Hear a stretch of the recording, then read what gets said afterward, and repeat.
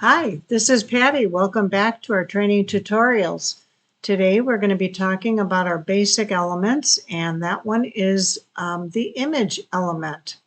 I'm going to click on that icon over there, and on the left-hand side you'll notice that the properties already loads up here, but we need to pick a picture here. This is your image catalog. So I'm going to explain a few things in the image catalog. The company images are for those businesses that are enterprise users, large businesses, schools, universities that need to have branded logos, branded images. That's where you're going to be putting those. The system images are the images that we have uploaded for you to use, and we have several different folders in here, from summer backgrounds to Thanksgiving, Christmas, holidays, whatever. They're free for you to use as well.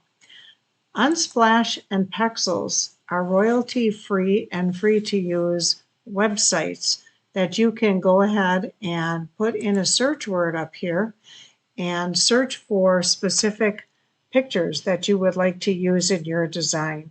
And once you find that picture, all you need to do is use this picture, and then it becomes part of your images on your catalog. So we are going to go into my images right now. And I'm going to just go to our next page here. I want to choose this one because I have a couple of things I want to show you. So you can double click on this and it's going to go full screen. When you double click on it, again, it's going to go back to its normal mode when it first loaded up. You can use the handles to decrease or increase the size of that picture. Notice on the right hand side you have your width and your height down here, and your X and Y, that just tells you your placement of that image on the canvas. So on the left hand side you can choose this to be transparent, so you can use it as a watermark if you like. You can also give it a border, and I'm going to choose a yellow border so it stands out just a little bit better. You can also round out the corners, which is nice just to give it a soft view. It's not so harsh.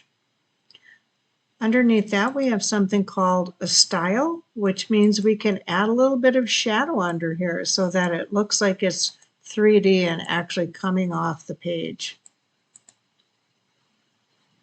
You can also crop these pictures, so you do not have to go into another software to crop your pictures.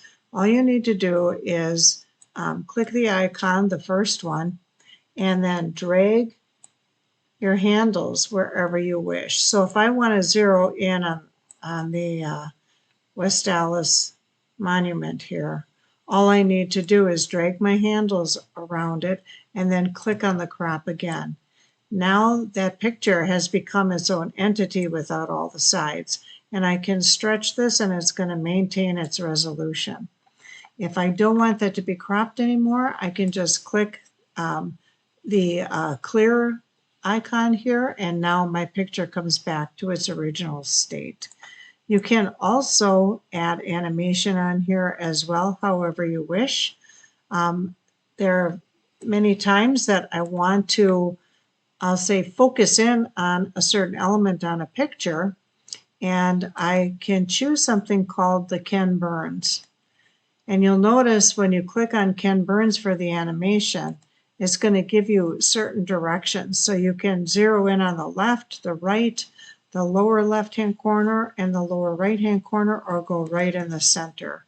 So I'm going to keep that right in the center, and I'm going to click our animation. And you'll notice the picture is coming closer to you. So the West Allis is coming in, and that shows up beautifully on your display as well. So that is the image properties, and stay tuned for additional basic element features.